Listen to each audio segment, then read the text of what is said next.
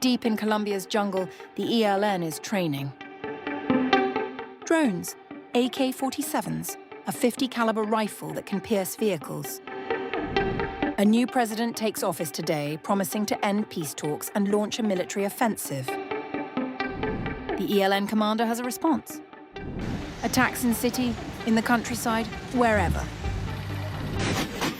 A 62-year war is about to enter a new phase.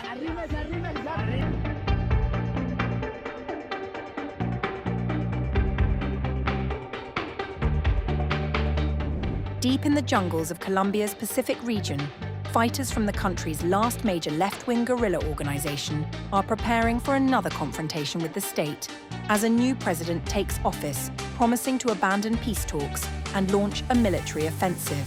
Members of the National Liberation Army, or the ELN, have been conducting military exercises at a remote camp in southern Chocó, an impoverished and heavily forested region where armed groups compete for territory, resources, and control of strategic waterways. The fighters were equipped with modern assault rifles, including AK-47s and AR-15s. One carried a .50 caliber precision rifle capable of penetrating vehicles, while another operated a drone during training exercises.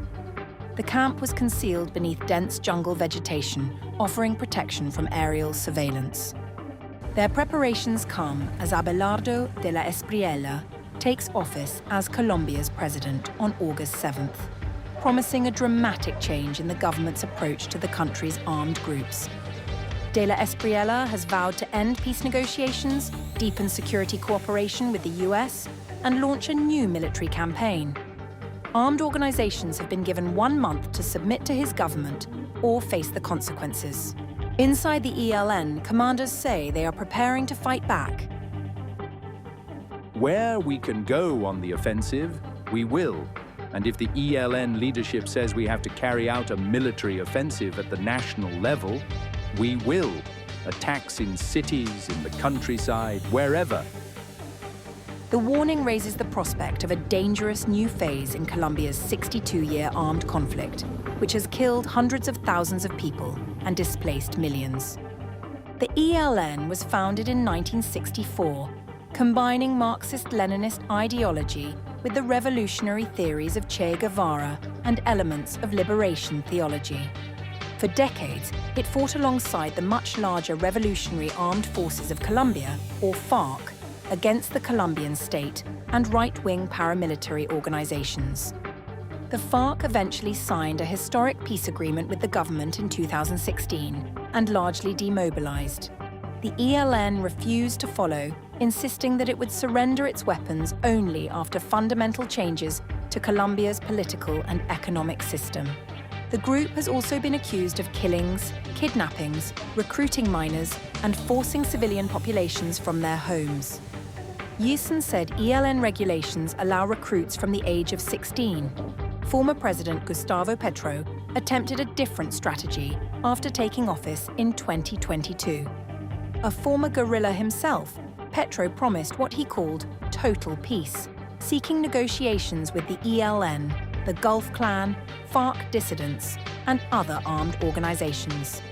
Most of those negotiations eventually stalled or collapsed. Security analysts now estimate the ELN has around 6,300 armed fighters and unarmed supporters spread across Colombia and neighboring Venezuela. Chocó remains one of its strongest territories. Along the San Juan River, the ELN competes with the Gulf Clan, a powerful armed organization descended from Colombia's paramilitary movement.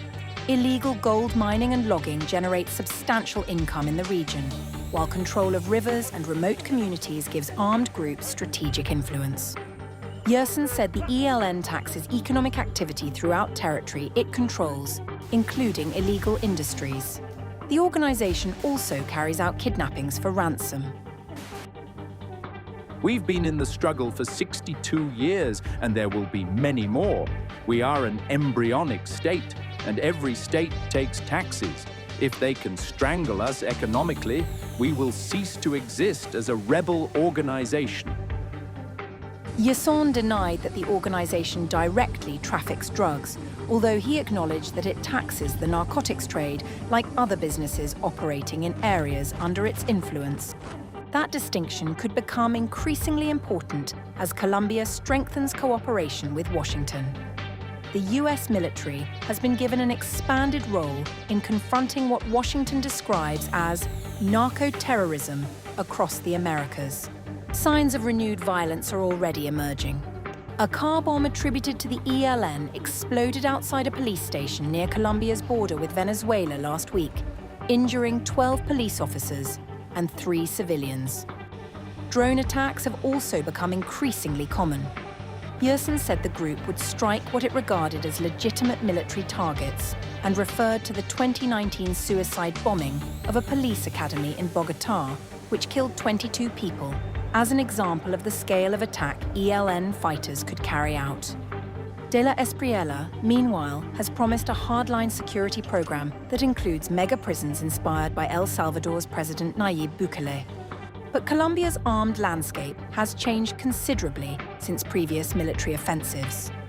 Analysts say insurgent and criminal organizations have accumulated greater resources, expanded into contested regions, and adopted technologies including drones. For Colombia, the confrontation now carries echoes of a conflict successive governments have spent decades trying to end. A president promising overwhelming force is entering office just as the country's longest surviving guerrilla movement signals that it has no intention of surrendering. And with peace negotiations fading, armed groups strengthening, and the ELN openly discussing attacks beyond its jungle strongholds, Colombia could be heading towards another violent chapter in a war that has already lasted more than 6 decades.